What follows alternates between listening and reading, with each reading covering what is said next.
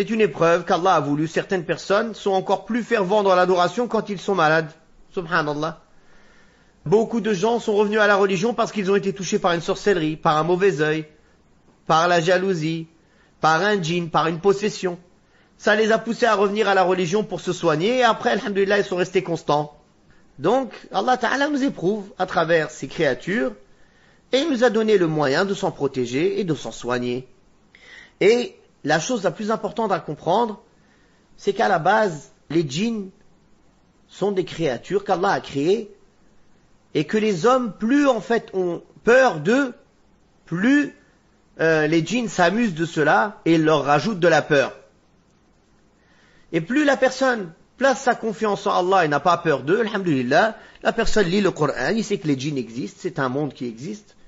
Et comme on va lire dans les suites des versets, vous allez voir que les djinns sont comme les hommes, ils sont en secte, il y a les croyants, il y a les mécréants, dans les croyants il y a des sectes, etc. Comme chez les hommes. Comme chez les hommes. Et en vérité, ils sont responsables de leurs actes comme pour les hommes.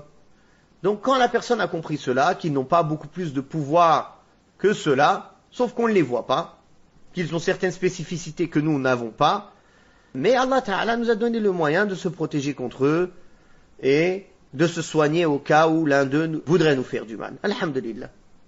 Et plus la personne, et ça c'est un point sur lequel j'insiste, et ça c'est un conseil surtout, malheureusement on a beaucoup de nos frères et sœurs qui sont touchés par la sorcellerie, par le mauvais œil ou par la possession, plus la personne leur donne de l'importance et de la grandeur, plus la peur et sa détresse augmentent.